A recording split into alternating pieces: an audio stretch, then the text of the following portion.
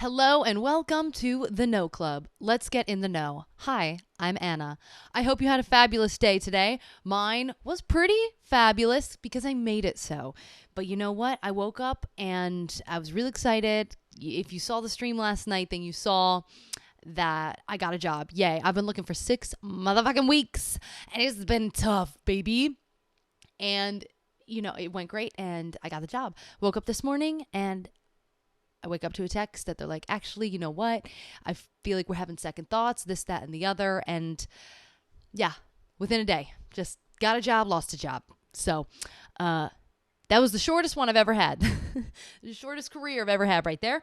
So that got me down a little bit. But then right after that, I had an email with an interview tomorrow with something that I want even more. So we'll see. Cross your fingers for me because I'm fighting out here. I am struggling. But enough about me. Let's get into Men Explain Things to Me by Rebecca Solnit. That's what we're on.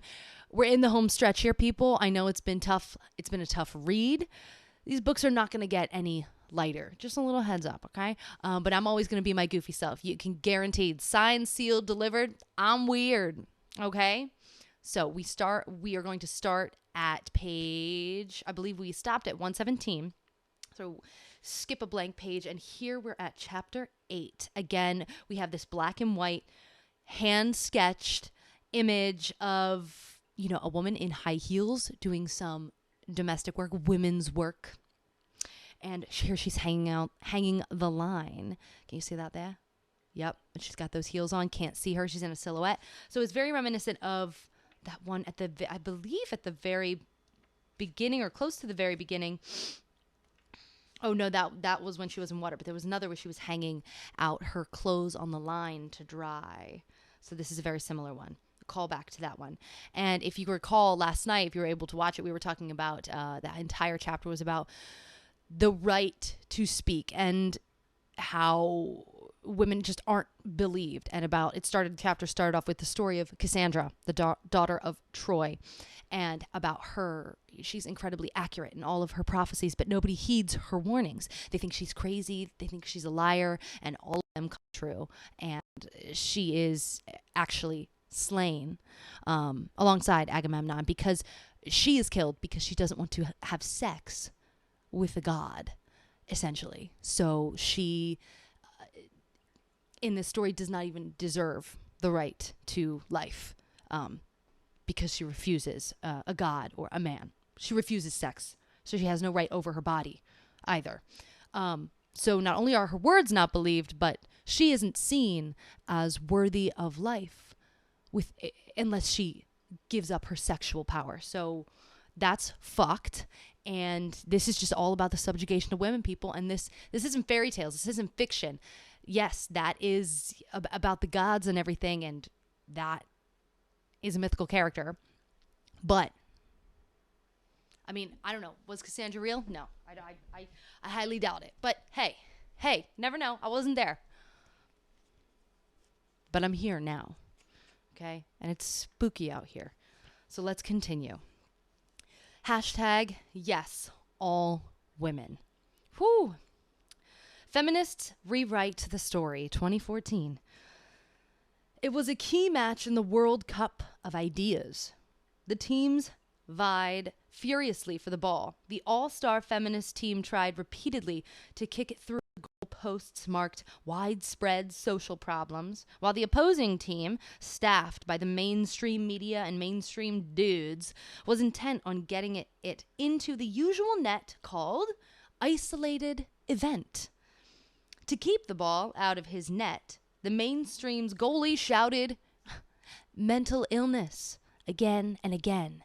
That ball, of course, and I was just listening to a TikTok of a bunch of dudes sitting around in a circle. I think it was, I can't remember. It was a YouTube that was put up on TikTok, but I can't remember who it was for. It could have been for Vice. I could be wrong about that, but they were all sitting, in the kind of like risers, one above the other. And the guys were like, you know what? It's not, masculinity doesn't inherently, like, being a man or being masculine doesn't inherently make you a killer. It's, it's mental illness that does. It's mental illness. and make you aggressive and hostile. It's not, natural masculinity. No, that doesn't make you aggressive. It's mental illness. And I'm like, okay. That ball, of course, was the meaning of the massacre of students in Isla Vista, California by one of their peers. And it's just needed to say here, it was said also in that video, that masculinity is and the aggression that comes with it is a product of our society and social constraints. And so, yeah, dudes not being able to form meaningful relationships, communicate properly, talk about their emotions when, it's gonna harbor some, because you're a human. You need these connections, but they're seen as girly or weak because they're seen as only for the feminine, which is bad. So when your entire life you've been hearing that anything that is related to girls, women, womanhood, femininity, anything in our social constructs that's attached to that is a negative or is weak, and one of those being emotions, which is just a human trait. It's not gendered, but it has been in our society. Unfortunately, we get where we're at right now. We get mass shootings. We have, men killing their spouses and girlfriends and whole entire families. Like, yeah, we get what we're reading about. We get the constant violence and torture of women and of men by men, perpetrators by men. Okay, let's continue. Oh, it's the alarm. It's coming after you, boys. Yeah. Get 'em, coppers. Okay, the ball, of course, was the meaning of the massacre of students in Isla Vista. Or Isla Vista? Say Isla. California, by one of their peers.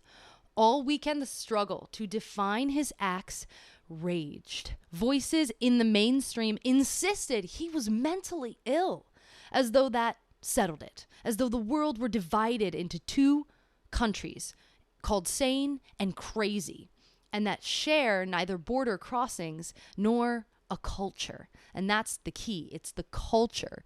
Can you develop a mental illness from not having human connections? Duh. Fucking duh. It's from the culture. Mental illness is, however, more often a matter of degree, not kind. And a great many people who suffer it are gentle and compassionate. Exactly. And by many measures, including injustice, insatiable greed, and ecological destruction, madness, like meanness, is central to our society, not simply at its edges. In a fascinating op-ed piece last year, T.M. Lerman noted that when schizophrenics hear voices in India, they're more likely to be told to clean the house. Interesting. While Americans are more likely to be told to become violent. Ah. Now, I did read this book, and I do not remember reading that. You know how a lot of things stick, but then it's just when you reread it a second time? That is very interesting. That's wild. So schizophrenic hear voices in India, they're more likely to be told to clean the house. Well, in America, more told to become violent. I want to know more about that. Culture matters. It absolutely does. Or as my friend, the criminal defense investigator who knows insanity and violence intimately, put it, quote, "When one begins to lose touch with reality, the ill brain latches obsessively and delusionally onto whatever it's immersed in, the surrounding culture's illness." Correct. End quote. I totally get that. I mean, I don't have that, but I understand that. Wow. This is intense. The murderer at Isla Vista was also repeatedly called aberrant, as if to emphasize that he was nothing like the rest of us. I feel like I'm pronouncing that correctly. My laptop's all the way over there, so like I don't even feel like getting up and checking it right now. But it's because it's hyphenated at the end to go to the next line. My brain short circuits, and then I have to put it together, and I'm like, is that even fucking right? Yeah, but aberrant. I need to say that word more often. I like it. But it's to emphasize that he was nothing like the rest of us. But other versions of such violence are all around us, most notably in the pandemic of hate, because this pandemic hasn't happened yet. We're talking about the vid. Pandemic of hate towards and violence against women. So hate towards and violence against women. And I like that she called it a pandemic, because it is a pandemic. It's all over the place, and it spreads fast, and it's like fucking here to stay, it seems. I don't accept that.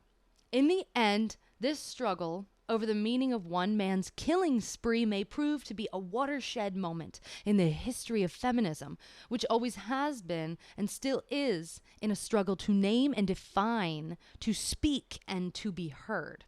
Quote, the battle of the story, that was it was not a quote. It was, I believe it's just a title. The Battle of the Story, the Center for Story-Based Strategy calls it, because you win. Yes, the Battle of the Story. Here we go. The Center for Story-Based Strategy calls it. Because you win or lose your struggle in large part through the language and narrative you use. Wow. The Battle of the Story. Yeah, words, they can only get you so far. That's really interesting, because you win or lose your struggle in large part through the language and the narrative you use. Interesting. A media critic, Jennifer Ponsner, put it in 2010 about another massacre by a woman-hating man. Here's the insert. I am sick to death that I have to keep writing some version of the same article or blog post on loop. But I have to, because in all of these cases, gender-based violence lies at the heart of these crimes, and leaving this motivating factor uninvestigated not only deprives the public of the full, accurate picture of the events at hand, but leaves us without the analysis and context needed to understand the violence, recognize warning signs, and take steps to prevent similar massacres in the future. Yeah. I think that's very poignant. Leaving this motivating factor uninvestigated not only deprives the public of the full, accurate picture of the events at hand, but it leaves us without the analysis and context needed to understand the violence. That is so goddamn important. We have to be talking about this more, people. We have to keep pushing at it. I know these men out here are getting a little upset, and of course there's going to be pushback as we move forward into seeking the truth, seeking understanding and deep understanding into these atrocities that are happening all the time in this country, all over the world, and the pandemic of hate towards women and how we can change it. First, we need to understand where it comes from, and we need to be unafraid to openly speak on it so that we can recognize it when we see it out in public. We can call people out on their bullshit, and we can be more unafraid because we will have better tactics of language, better skilled language to fight back. The Isla Vista murderer took out men as well as women, but blowing away members of a sorority seems to have been the goal of his rampage. He evidently interpreted his lack of sexual access to women as offensive behavior by women who he imagined, in a sad mix of entitlement and self-pity, owed him fulfillment. #yes, all women. Richard Martinez, the father of one of the young victims, spoke powerfully on national TV about gun control and the spinelessness of the politicians who have caved to the gun lobby, as well as about the broader causes of such devastation.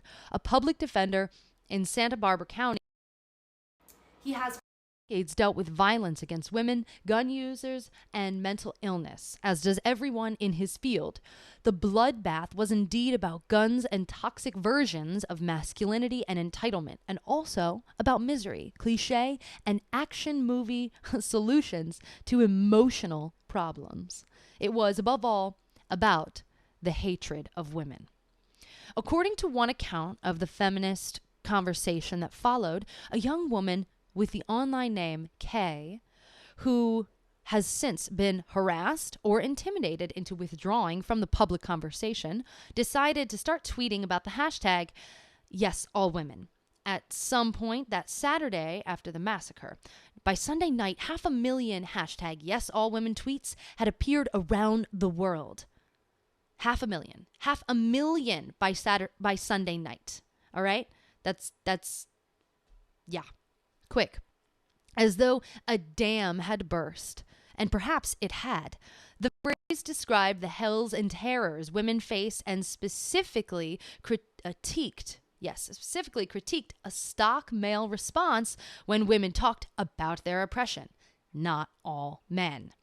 It's the way some men say, quote, "I'm not the problem," or that they shifted the conversation from actual corpses and victims, as well as perpetrators, to protecting the comfort level of bystander males. Wow. Disgusting.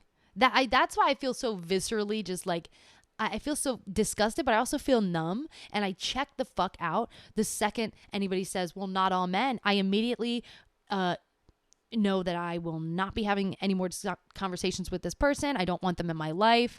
They,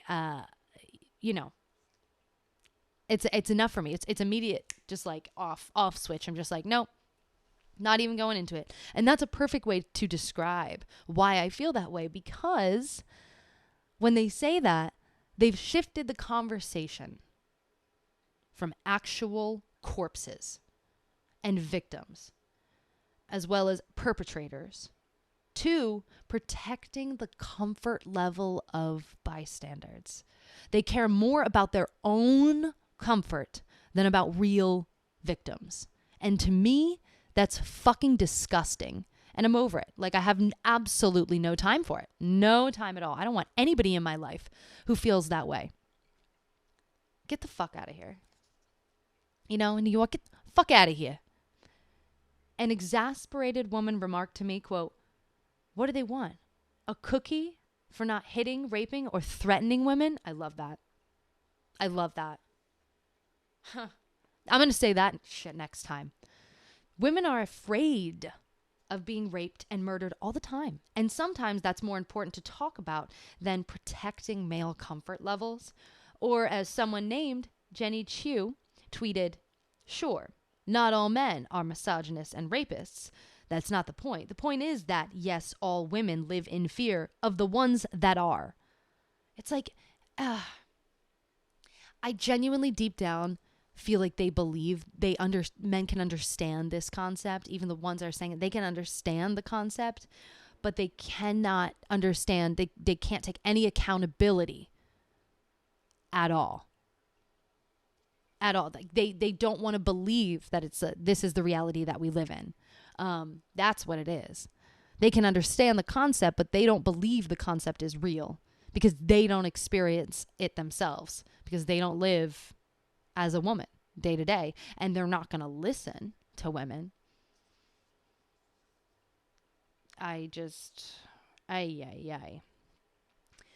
Women and men, but mostly women, said scathing things brilliantly. Yes, all women, because I can't tweet about feminism without getting threats and perverted replies. Speaking out shouldn't scare me.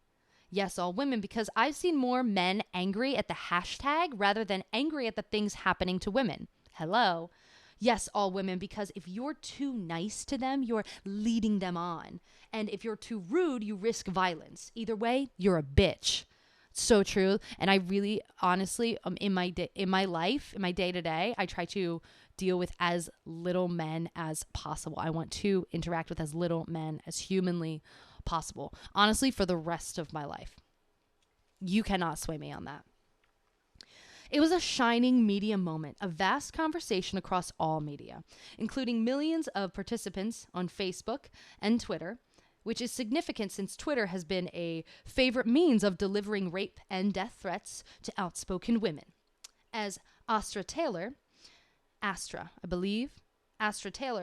pointed out in her new book, The People's Platform. I gotta read that. We have to read that.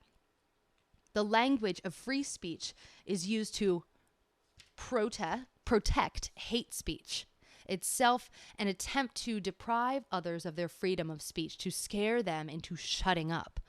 I like that. I don't like that fact, but I like that I understand, that I got that she said that. It's needed to be said. Let me have that one more time. The language of free speech is used to protect hate speech, itself an attempt to deprive others of their freedom of speech, to scare them into shutting up. And it works, people. It fucking works.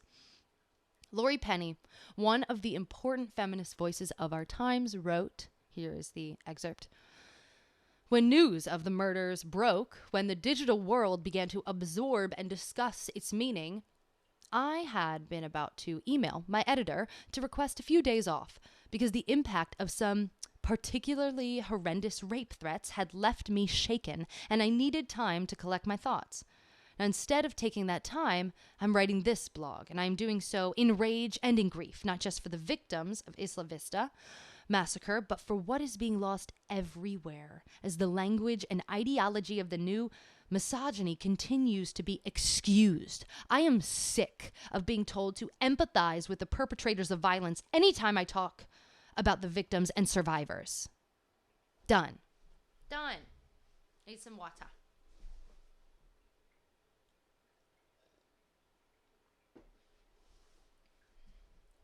Scoop back up. She said that beautifully. And I agree. I'm sick of being told to empathize with the perpetrators of violence anytime. Oh, but what about him? Oh, he's going to ruin his life if you say anything. Oh, poor widow man. Don't speak out. Don't say anything bad about him. Our words are our weapons. In 1963, Betty Friedman published a landmark book, The Feminine Mystique, in which she wrote, quote, "The problem that has no name, which is simply the fact that American women are kept from growing to their full human capacities, is taking a far greater toll on the physical and mental health of our country than any known disease," end quote. In the years that followed, that problem gained several names: male chauvinism, then sexism, misogyny, inequality, and oppression. The cure was to be women's liberation, or women's lib, or feminism. These words, which might seem worn out from use now, were fresh then. Since Frieden's manifesto, feminism has proceeded in parts by naming things. The term sexual harassment, for example, was coined in the 1970s, first used in the legal system in the 1980s, given legal status by the Supreme Court in 1986, and given widespread coverage in the upheaval after Anita Hill's testimony against her former boss, Clarence Thomas, fuck you, Clarence Thomas, in the 1991 Senate hearings on his Supreme Court nomination. The all-male interrogation team patronized and bullied Hill, while many men in the Senate and elsewhere failed to grasp why it mattered if your boss said lecherous things and demanded sexual services, or they just denied that such things happen. Many women were outraged. It was like the post-Isla Vista weekend, a watershed moment in which the conversation changed, in which those who got it pushed hard on those who didn't, opening some minds and updating some ideas. The bumper sticker, "I believe you, Anita," was widespread for a while. Sexual harassment is now considerably less common in workplaces and schools, and its victims have far more recourse, thanks in part to Hill's brave testimony and the earthquake that followed. So many of the words with which a woman's right to exist is adjudicated are of recent coinage. Quote, domestic violence, for example, replaced wife beating. Yes, okay. Interesting. As the law began to take a mild interest in the subject, domestic violence replaced wife beating. Wow. A woman is still beaten every 9 seconds in this country, but thanks to the heroic feminist campaigns of the 1970s and 1980s, she now has legal access. Remedies that occasionally work, occasionally protect her, and even more occasionally send her abuser to jail. In 1990, the Journal of the American Medical Association reported, quote, studies of the Surgeon General's office reveal that domestic violence is the leading cause of injury to women between the ages of 15 and 44, more common than automobile accidents, muggings, and cancer deaths combined, end quote. Yes, men, you are our natural predator. Fucking check you boys. I go to check this fact and arrive at an Indiana Coalition Against Domestic Violence website that warns viewers their browsing history might be monitored at home and offers a domestic violence hotline number. The site is informing women that their abusers may punish them for seeking information or naming their situation. It's like that out there. One of the more shocking things I read recently was an essay in The Nation about the infamous slaying of Catherine Kitty Genovese. There's potential for me to be mispronouncing her name, and I apologize, but I believe it's Genovese, but it could Genovese, Vese, in a neighborhood in Queens, New York, in 1964. The author, Peter Baker, reminds us that some of the neighbors who witnessed parts of her rape and murder from their windows likely mistook the savage assault by a stranger for a man exercising his rights over his woman. Surely, quote, surely it matters that at the time, violence inflicted by a man on his wife or romantic partner was widely considered a private affair. Surely it matters that, in the eyes of the law as it stood in 1964, it was impossible for a man to rape his wife. These men, they're still with us. Yes, they are old men, but they grew up in this era, in the 60s. Terms like acquaintance rape, date rape, and marital rape had yet to be invented. 21st century words. Language is power. When you turn torture into enhanced interrogation or murdered children into collateral damage, you break the power of language to convey meaning, to make us see, feel, and care. But it works both ways. You can use the power of words to bury meaning or to excavate it. If you lack words for a phenomenon, an emotion, a situation, you can't talk about it, which means that you can't come together to address it, let alone change it. There it is. Vernacular phrases like catch-22, monkey wrenching, cyberbullying, the 99% and the 1% have helped us to describe, but also to reshape our world. This may be particularly true of feminism, a movement focused on giving voice to the voiceless and power to the powerless. One of the compelling new phrases of our time is rape culture. The term came into widespread circulation in late 2012 when sexual assaults in New Delhi, India, and New Delhi, India, and Steubenville, Ohio, became major news stories. As a particularly strongly worded definition puts it, here is the definition.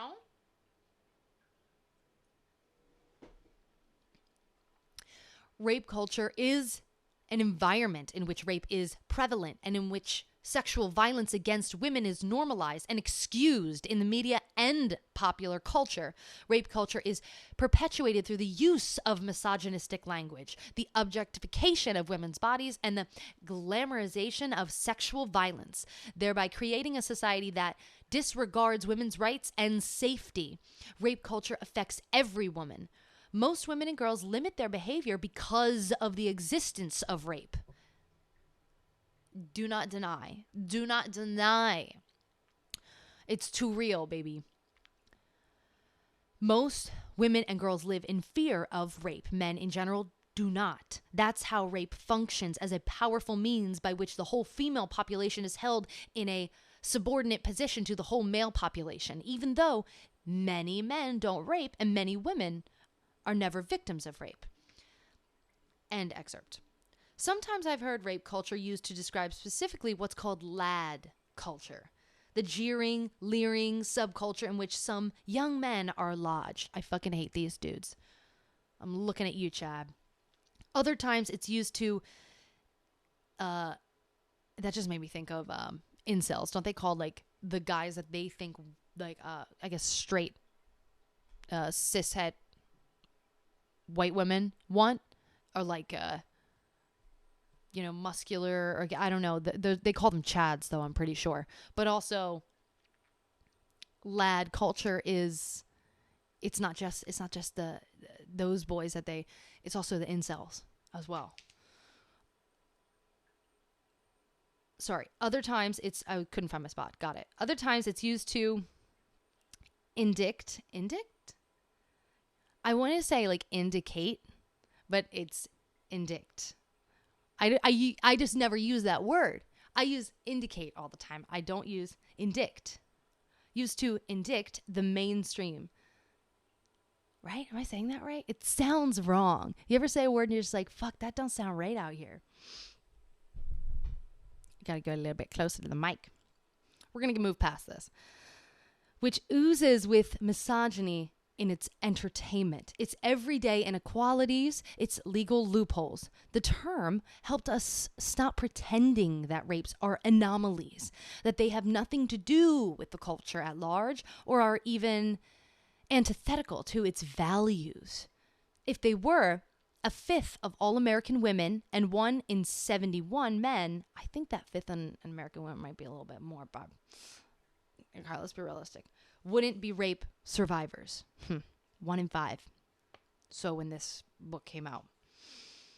If they were, 19% of female college students wouldn't have to cope with sexual assault. If they were, the military wouldn't be stumbling through an epidemic of sexual violence. The term rape culture lets us begin to address the roots of the problem in the culture as a whole. The term sexual entitlement was used in 2012 in reference to sexual assaults by Boston University's hockey team, though you can find earlier uses of the phrase. I first heard it in a 2013 BBC report on a study of rape in Asia. The study concluded that in many cases was the idea that the right to have sex with a woman regardless of her desires. In other words, his right, I love that she uses this word, his rights trump hers, or she has none. This sense of being owed sex is everywhere. Many women are told, as was I, and as was I, in my youth, that something we did or said or wore, or just the way we looked, the fact that we were female, had excited desires we were thereby contractually obligated to satisfy. We owed them. They had a right to us. Male fury at not having emotional and sexual needs met is far too common. Because they are emotional fucking beings out here, babe. And they have no emotional, these men. I'm not saying all men. Okay, if you're getting offended right now, then yeah, I'm definitely talking about you. They have no way to emotionally regulate at all. A teenager was stabbed. Oh, hold on. Male fury at having sex is far too common, as is the idea that you can rape or punish one woman to get even for what another woman has done or not done. There we go. That's so fucked. Well, because they don't see you as an individual person. You're just a part of the collective. You lump you all together. So one of you does something wrong to me, then I can retaliate on one of you, and it's exactly the same thing. But men are individual people, you know? Women are just not. We just lump them all together. This is what all women want. This is what all... That's how this fucking podcast bros sound. All women want this. This is what they all want, you know what I mean? Just put them all together in one box, because it's so strange to me. It makes no sense. A teenager was stabbed to death for turning down a boy's invitation to go to the prom this spring. A 45-year-old mother of two was murdered May 14th, 2014, for trying to distance herself from a man she was dating. The same night as the Isla Vista shootings, a California man shot at women who declined sex. After the killings in Isla Vista, the term sexual entitlement was suddenly everywhere, and blogs and commentary and conversations began to address it with brilliance and fury. I think that May 2014 marks the entry of the phrase into everyday speech, and it will help people identify and discredit manifestations of this phenomenon. It will help change things. What's happening to my voice? It will help change things because words matter. Yes, they do.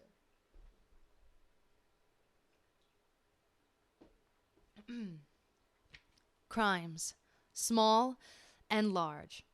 The 22-year-old who on May 23rd, 2014, murdered 6 of his peers and attempted to kill many more before taking his own life, framed his unhappiness as due to others' failings rather than his own, and vowed to punish the young women who, he believed, had rejected him.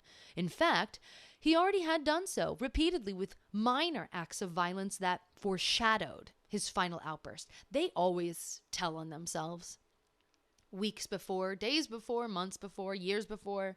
People know. But because we don't talk about the actual problem, men, then we just see it as normal behavior almost, or it's just like, don't worry about it, or it's just being a dude, or it's just guys being guys, or what the fuck ever. And also, we gotta actually help people with who are struggling with issues, mental issues. When you're young, it's fucking rough world out there. In fact, he had already done so. There we go. Yeah, I read all that. In his long, sad, autobiographical rant, he recounts that his first week in college, I saw 2 hot blonde girls waiting at the bus stop. I was dressed in one of my nice shirts, so I looked at them and smiled. They looked at me, but they didn't even deign to smile back. They just looked away as if I was a fool. In a rage, I made a U-turn, pulled up to their bus stop, and splashed my Starbucks latte all over them. I felt a feeling of spiteful satisfaction as I saw it stain their jeans. How dare these girls snub me in such a fashion? How dare they insult me so? I raged to myself repeatedly. They deserved the punishment I gave them. It was such a pity that my latte wasn't hot enough to burn them. It was these girls deserved to be dumped in boiling water for the crime of not giving me the attention and adoration I so rightfully deserve. That motherfucker wrote that. And disgusting excerpt. Domestic violence, mansplaining, rape culture, and sexual entitlement are among the linguistic tools that redefine the world many women encounter daily and open the way to begin to change it. The 19th century geologist and survey director Clarence King and 20th century biologists have used the term punctuated equilibrium to describe a pattern of change that involves slow, quiet periods of relative stasis interrupted by turbulent intervals. The history of feminism is one of punctuated equilibriums, in which our conversations about the nature of the world we live in, under the pressure of unexpected events, suddenly lurch forward. It's then that we change the story. We are in such a crisis of opportunity now, as not one miserable, murderous young man, but the whole construct in which we live is brought into question. On that Friday, in Isla Vista, our equilibrium was disrupted, and like an earthquake, releasing tension between tectonic plates, the realms of gender shifted a little. They shifted not because of the massacre, but because millions came together in a vast conversational network to share experiences. revisit meanings and definitions, and arrive at new understandings. At the memorials across California, people held up candles. In this conversation, people held up ideas, words, and stories that also shone in the darkness. Maybe this change will grow, will last, will matter, and will be a lasting memory to the victims. 6 years ago, when I sat down and wrote the essay, Men Explain Things to Me, here's what surprised me. Though I began with a ridiculous example of being patronized by a man, I ended with rapes and murders. We tend to treat violence and the abuse of power as though they fit into airtight categories: harassment, intimidation, threat, battery, rape, murder. But I realize now that what I was saying is it's a slippery slope. That's why we need to address that slope rather than compartmentalize the varieties of misogyny and dealing with each separately. Doing so has meant fragmenting the picture, seeing the parts, not the whole. A man acts on the belief that you have no right to speak and that you don't get to define what's going on. That could just mean cutting you off at the dinner table or the conference. It could also mean telling you to shut up, or threatening you if you open your mouth, or beating you for speaking, or killing you to silence you forever. He could be your husband, your father, your boss, or editor, or the stranger at some meeting, or on the train, or the guy you've never seen who's mad at someone else but thinks women in a small enough category that you can stand in for her. He's there to tell you that you have no rights. Threats often precede acts, which is why the targets of online rape and death threats online rape and death threats take them seriously. Yes, the targets take them seriously. Exactly. Even though the sites that allow them and the law enforcement officials that generally always ignore them apparently do not. Quite a lot of women are murdered after leaving a boyfriend or husband who believes he owns her and that she has no right to self-determination. Where the fuck does this come from? Because it's a lie. It's a fucking lie. I'm alive. I have rights because I fucking exist. Like, that's the reality of being a human being in this experience on this planet. And some fucker out there, not some, but a lot, say that because of the way that I dress and the way that I look and my genitalia that I have no rights. You cannot tell me what the fuck to do. I might die for it. But it'll be better than living here with y'all. Not you all if you're watching. You know who I'm talking about. You know what I'm saying. Okay, let's keep it going. Despite this dismal subject matter, I'm impressed with the powers feminism has flexed of late. Watching Amanda Hess, Jessica Valenti, who I follow on TikTok, love her. I'm going to probably butcher some of these names, apologies. Soraya Kamali, I said that wrong, I apologize.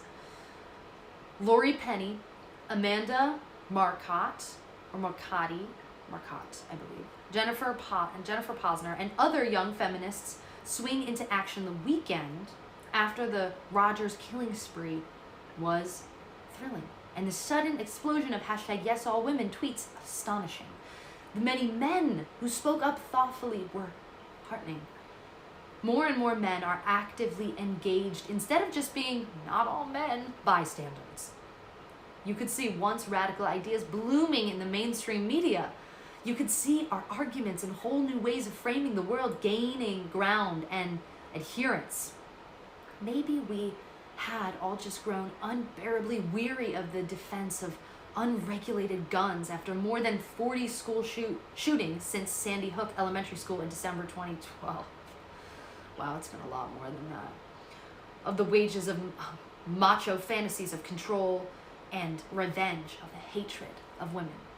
If you look back to Betty Friedan's, quote, problem that has no name, you see a world that was profoundly different from the one we live in now, one in which women had far fewer rights and far less voice. Back then, arguing that women should be equal was a marginal position.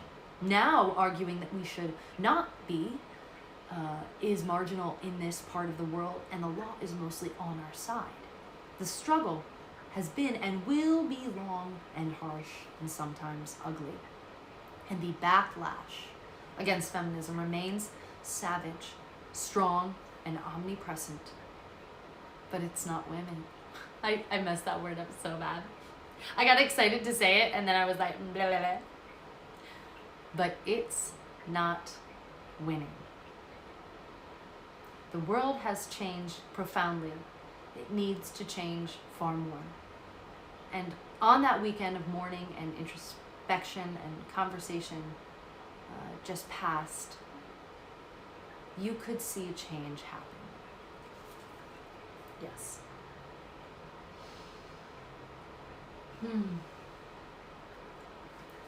I'll take a little break for myself, collect my thoughts. That was a lot.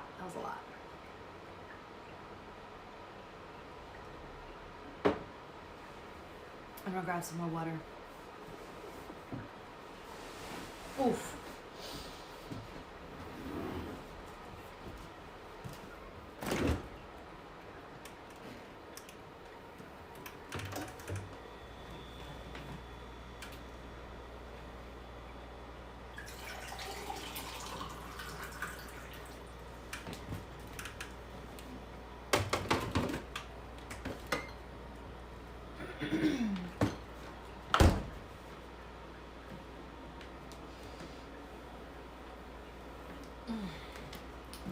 Whoa, I don't know if you heard that.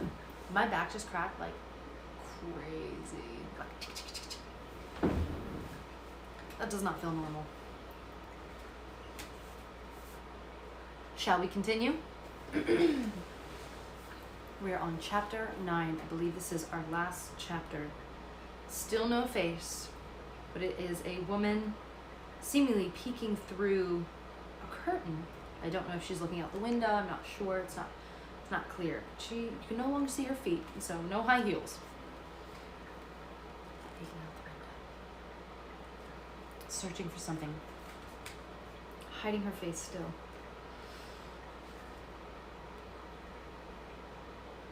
Okay. Pandora's Box and the Volunteer Police Force, 2014. The history of women's rights and feminism is often told as though it were a person who should already have gotten to the last milestone. Yes, that is how these motherfuckers out here are trying to explain it. Like we've already got it. You're already equal. What more could you want? Sorry, y'all are being killed at ridiculous rates. Last milestone, or has failed to make enough progress toward it. Around the millennium, lots of people seem to be saying that feminism had failed or was over. On the other hand, there was a wonderful feminist expedition in the 1970s entitled Your 5,000 Years Are Up. It was a parody of all those radical cries to dictators and abusive regimes that your fill in the blank years are up. It was also making an important point. Feminism is an endeavor to change something very old, widespread and deeply rooted in many, perhaps most, cultures around the world, and all religions, innumerable institutions, and most households on earth, and in our minds where it all begins and ends. That so much change has been made in 4 or 5 decades is amazing. That everything is not permanently, definitively, irrevocably changed is not a sign of failure. A woman goes walking down a 1,000-mile road. 20 minutes after she steps forth, they proclaim that she still has 999 miles to go and will never get anywhere. It takes time. There are milestones, but so many people are traveling along the road at their own pace, and some come along later, and others are trying to stop everyone who's moving forward, and a few are marching backward, or are confused about what direction they should go in. Even in our own lives, we regress, fail, continue, try again, get lost, and sometimes make a great leap. Find what we didn't know we were looking for, and yet continue to contain contradictions for generations. The road is not a neat image, easy to picture, but it misleads when it tells us that the history of change and transformation is a linear path, as though you could describe South Africa and Sweden and Pakistan and Brazil all marching along together in unison. There is another metaphor I like that expresses not progress, but irrevocable change. It's Pandora's box, or if you like, the genies, or I am going to mispronounce this, or the genies, is it a silent J? Djinnis, the genies? I feel like I'm saying that really fucking wrong. Sorry about that. Embodies in the Arabian Nights, like Arabian days. In the myth of Pandora, the usual emphasis is on the dangerous curiosity of the woman who opened the jar. It was really a jar, not a box, that gods gave her, and thereby let all of the ills out into the world. Sometimes the emphasis is on what stayed in the jar, hope. But what's interesting to me right now is that, like the genies or powerful spirits in the Arabic stories, the forces Pandora lets out don't go back into the bottle. Adam and Eve eat from the tree of knowledge, and they are never ignorant again. Some ancient cultures thanked Eve for making us fully human and conscious. There's no going back. You can abolish the reproductive rights women gained in 1973 with Roe v. Wade, when the Supreme Court legalized abortions, or rather ruled that women had a right to privacy over their own bodies that precluded the banning of abortion. But you can't so easily abolish the idea that women have certain this was always a tough word for me, inalienable rights. You can't. You can't. It's not gonna fucking work, and it's not working. Interestingly, to justify that right, the judges cited the 14th Amendment, the constitutional amendment adopted in 1868 as part of the post-Civil War establishment of rights and freedoms for the formerly enslaved. So you can look at the anti-slavery movement with powerful female participation and feminist repercussions that eventually led to that 14th Amendment, and see more than a century later how that amendment comes to serve women specifically. The chickens come home to roost is supposed to be a curse you bring on yourself. But sometimes the birds that return are gifts.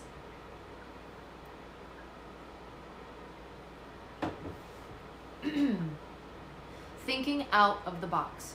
What doesn't go back in the jar or the box of ideas? Oh, sorry. Let me slow down. What doesn't go back in the jar or the box are ideas. And revolutions are, most of all, made up of ideas. You can whittle away at reproductive rights, as conservatives have in most states of the Union, but you can't convince the majority of women that they should have no right to control their own bodies. Practical changes follow upon changes of the heart and mind. Sometimes legal, political, economic, environmental changes follow upon these changes, though not always, for where power rests matters. Thus, for example, most Americans polled would like to see economic arrangements very different from those we have, and most are more willing to see radical change to address climate change than the corporations that control those decisions and the people who make them. But in social realms, imagination wields great power. The most dramatic arena in which this has taken place is rights for gays, lesbians, and transgender people. Less than half a century ago, less than half, to be anything but rigorously heterosexual was to be treated as either criminal or mentally ill, or both, or punished severely. Not only were there no protections against such treatment, there were laws mandating persecution and exclusion. These remarkable transformations are often told as stories of legislative policy and specific campaigns to change laws. But behind those lies, the transformation of imagination that led to a decline in the ignorance, fear, and hatred called homophobia. American homophobia seems to be in just such a steady decline, more a characteristic of the old than the young. That decline was, it's still here though, people, it's still here. It's not gone, but it is, yes, it is definitely on the decline. That decline was catalyzed by culture and promulgated. Yeah, I never use that word, but I love it. It's a good word. It's pro and then mulgated. Promulgated. Am I saying that wrong? Promulgated? Or is it like one? I feel like I want to say it like that. I'm really insecure about it now.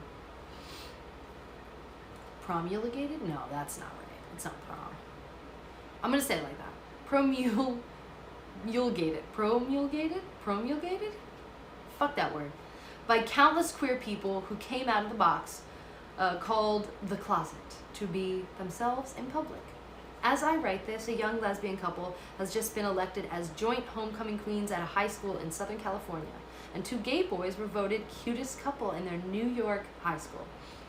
This may be trivial high school popularity stuff, but it would have been stunningly impossible not long ago. It's worth noting, as I have in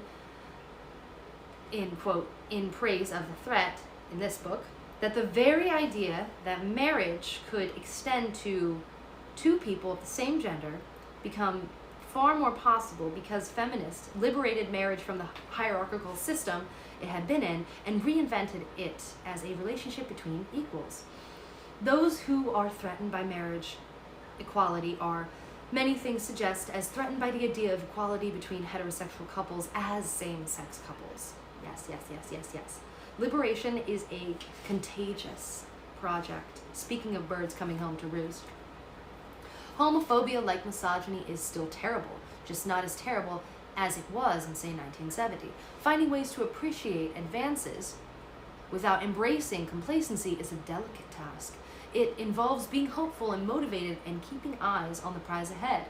Saying that everything is fine or that it will never get any better are ways of going nowhere, or of making it impossible to go anywhere. Either approach implies that there is no road out, or that if there is, you don't need to or can't go down it. You can. We have. And we have so much further to go, but looking back at how far we've come can be encouraging.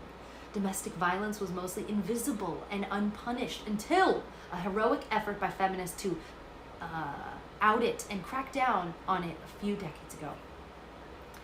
Though it now generates a significant percentage of the calls to police. Enforcement has been crummy in most places, but the ideas that a husband has the right to beat his wife and that it's a private matter are not returning anytime soon. No. The genies are not going back into their bottles, and this is really how revolution works. Revolutions are first of all ideas. The great anarchist thinker David Graeber recently wrote, "What is a revolution? We used to think we knew.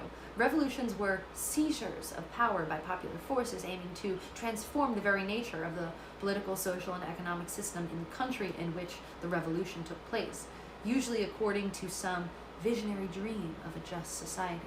Nowadays, we live in an age when, if rebel armies do come sweeping into a city or mass uprisings overthrow a dictator, it's unlikely to have any such implications. When profound social transformation does occur, as with, say, the rise of feminism, it's likely to take an entirely different form.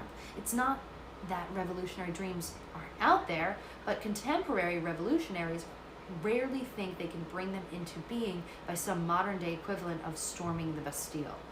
At moments like this, it generally pays to go back to the history one already knows and ask, were revolutions ever really what we thought them to be? Graeber argues that there were not.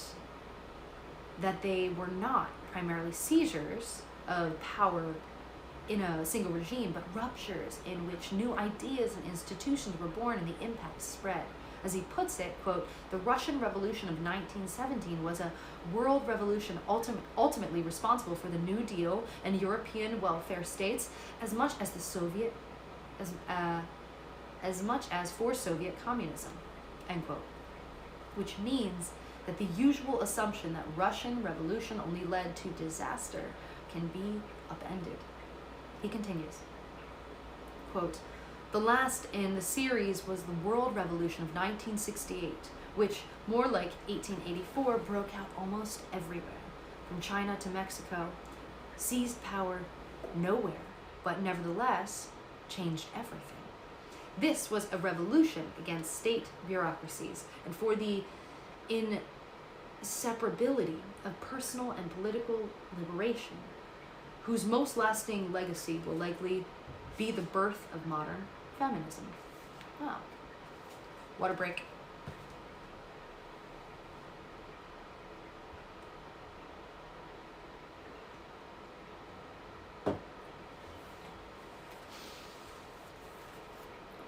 The volunteer police force.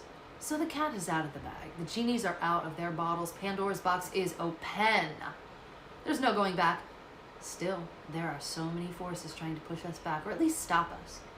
At my glummest, I sometimes think women get to choose between being punished for being subjugated or the continual punishment of subjugation. If ideas don't go back in the box, there's still been a huge effort to put women back in their place, or the place misogynists think we belong in, a place of silence and powerlessness. More than 20 years ago, Susan Faludi, Faludi, published a milestone of a book called Backlash, the Undeclared War Against American Women. There's so many books to read, oh my God. It described the double bind of women in that moment. They were getting congratulations for being fully liberated and empowered while being punished by a host of articles, reports, and books telling them that in becoming liberated, they had become miserable. They were incomplete, missing out, losing, lonely, desperate. Quote, this bulletin of despair is posted everywhere, at the newsstand, on the TV set, at the movies, in advertisement, in doctor's office, and academic journals, end quote. Or wrote, Faludi. Another quote, how can American women be in so much trouble at the same time that they are supposed to be so blessed? Faludi's answer was, in part, that though American women had not succeeded nearly as well as many imagined in gaining equality, they weren't suffering nearly as much as was being reported either. The articles were backlash, an attempt to push back those who were still moving forward. Such instructions on how women are miserable and doomed haven't faded away. Here's the magazine N+1 in late 2012, editorializing on a recent state of backlash articles about women in the Atlantic. Listen up, ladies, these articles say. We're here to talk to you in a way that's limited and denigrating. Each female author reports on a particular dilemma faced by the modern woman and offers her own life as a case study. The problems these women describe are different, but their outlook is the same. Traditional gender relations are by and large bound to endure, and genuinely progress social change is a lost cause. Gently, like a good friend, The Atlantic tells women they can stop pretending to be feminists now. That was the the editorial about The Atlantic. A volunteer police force tries to keep women in their place or put them back in it. The online world is full of mostly anonymous rape and death threats for women who stick out, who, for instance, participate in online gaming, or speak up, hello Twitch, or speak up on controversial issues, hello. Or even for the women who recently campaigned to put women's images on British banknotes. An unusual case in that many of those who threatened her were actually tracked down and brought to justice. Very interesting, I need to know more about that, didn't know that. As the writer Caitlin Moran tweeted, for those who say Why complaining? Just block. On a big troll day, it can be 50 violent rape messages an hour. Maybe there is a full-fledged war now. Not of the sexes, the division is not that simple, with conservative women and progressive men on different sides, but of gender roles. It's evidence that feminism and women continue achieving advances that threaten and infuriate some people. Those rape and death threats are the blunt response.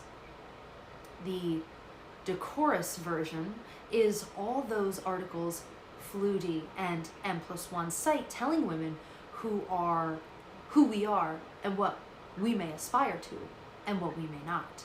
And the casual sexism is always there to rein us in, too. A Wall Street Journal editorial blaming fatherless children on mothers throws out the term female careerism. Saloon writer, it's italicized, Amanda Mercati notes, incidentally, if you Google female careerism, you get a bunch of links. But if you Google male careerism, Google asks if you really meant male careers or even mahal careers. Okay, I believe that's misspelled male. Careerism, the pathological need to have paid employment, is an affliction that only affects women, apparently. Then there are all the tabloids, patrolling the bodies and private lives of celebrity women and finding constant fault with them for being too fat, too thin, too skinny, not sexy enough, too single, not yet breeding, missing the chance to breed, having bred, but failing to nurture adequately, and always assuming that each one's ambition is not to be a great actress or singer or voice for liberty or adventure, but a wife and a mother. Get back in the box, famous ladies. The fashion and women's magazines devote a lot of their space to telling you how to pursue those goals yourself or how to appreciate your shortcomings in relation to them. In her great 1991 book, Flutie concludes, I really feel like I'm mispronouncing her name and it's pissing me off and I apologize.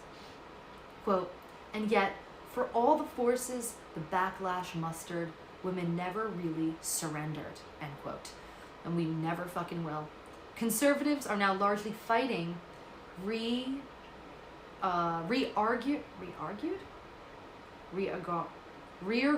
fighting rear guard. Oh, okay, compound word, I see you. Fighting rear guard accusations. They're trying to reassemble a world that never really existed quite as they imagine it. And to the extent that it did, it existed at the expense of all the people, the vast majority of us, forced to disappear into the closet, the kitchen, segregated space, invisibility, and silence. Thanks to demographics, that conservative push is not going to work. The United States is not going to be a mostly white country again. And because genies don't go back into bottles and queer people are not going back into the closet and women aren't going to surrender, it's a war. But I don't believe we're losing it, even if we won't win it anytime soon either. Rather, some battles are won, some are engaged, and some women are doing really well while others suffer. And things continue to change in interesting and sometimes even auspicious ways. What do men want? Women are an eternal subject, which is a lot like being subjugated or subjected or a subject nation even. There are comparatively few articles about men, whether men are happy or why their marriages also fail or how nice or not their bodies are. Even the movie star bodies. They are the gender that commits the great majority of crime, particularly violent crime, and they are the majority of suicides as well. American men are falling behind women in attending college and have fallen further in the current economic depression than women, which you'd think would make them interesting subjects of inquiry. I think the future of something we may no longer call feminism must include a deeper inquiry into men. Feminism, I think the future is something we made, yeah. Feminism sought and seeks to change the whole human world. Many men are on board with the project, but how it benefits men and in what ways the status quo damages men as well could bear far more thought, as could an inquiry into the men perpetrating most of the violence, the threats, the hatred, the riot squad of the volunteer police force, and the culture that encourages them. Perhaps this inquiry has begun. At the end of 2012, two rapes got enormous attention around the world. The gang rape murder of Jyoti Singh in New Delhi and the Steubenville rape case involving teenage assailants and victim. It was the first time I remember seeing everyday assaults on women treated more or less as lynchings and gay bashings and other hate crimes had been, as examples of a widespread phenomenon that was intolerable and must be addressed by society, not just by individual prosecution. Rapes had always been portrayed as isolated incidents due to anomalous perpetrators or natural, uncontrollable urges or the victim's behavior, rather than a pattern whose causes are cultural.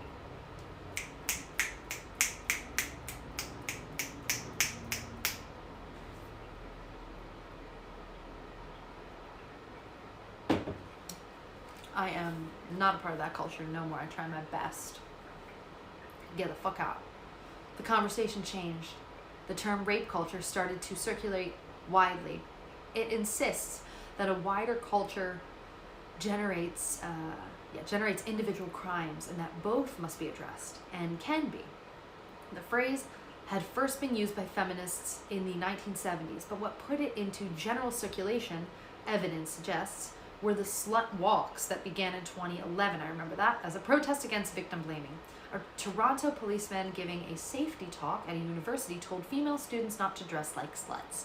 Soon after, slut walks became an international phenomenon of mostly young, often sexily dressed women taking back public space, rather like the Take Back the Night walks of the 1980s, but with more lipstick and less clothing. Young feminists are a thrilling phenomenon, smart, bold, funny defenders of rights and claimers of space and changers of the conversation. The policeman's slut comment was part of the emphasis colleges have put on telling female students how to box themselves in safely. Don't go here, don't do that, rather than telling male students not to rape. This is a part of rape culture, but a nationwide movement organized by mostly female college students, many of them survivors of campus sexual assault, has sprung up to force change in the way universities deal with such assaults, as has a movement to address the epidemic of sexual assault in the military that has also succeeded in forcing real policy changes and prosecutions. The new feminism is making the problems visible in new ways, perhaps in ways that are only possible now that so much has changed. A wide study of rape in Asia drew alarming conclusions about its widespread nature, but also introduced the term sexual entitlement to explain why so much of it takes place. The report author, Dr. Emma Fulu, said, quote, "They believed that they had the right to have sex with the woman regardless of consent," end quote. In other words, she had no rights. Now, where'd they learn that? Feminism, as writer Marie Scheer remarked in 1986, quote, "is the radical notion that women are people," end quote. A notion that universally accepted but spreading nonetheless. Oh, a notion not universally accepted, but spreading nonetheless. The changing conversation is encouraging, as is the growing engagement of men in feminism. There were always male supporters. When the first women's rights convention was held in Seneca Falls, New York in 1848, 32 of the 100 signatories to its Declaration of Independence, echoing manifesto, were men. Still, it was seen as a women's problem, like racism, misogyny, cannot be adequately addressed by its victims alone. The men who get it also understand that feminism is not a scheme to deprive men, but a campaign to liberate all of us. There's more that we need to be liberated from. Maybe a system that prizes competition and ruthlessness and short-term thinking and rugged individualism. A system that serves environmental destruction and limitless consumption so well that arrangement you can call capitalism. It embodies the worst of machismo while it destroys what's best on earth. More men fit into it better, but it doesn't really serve any of us. You can look to movements such as the Zapatista revolution, which has a broad ideology that includes feminism as well as environmental, economic, indigenous, and other perspectives. This may be the future of feminism that is not feminism alone, yes, intersectionality, or the present of feminism, Zapatistas, yes, rose up in 1994 and are still going, as are myriad other projects to reimagine who we are, what we want, and how we might live. When I attended a 2007 Zapatista, and I'm going to mispronounce this, encuentro in the Lacandan Forest, wow, focusing on women's voices and rights at the end of 2007, women testified movingly about how their lives had changed when they had gained rights in the home and the community as part of their revolution.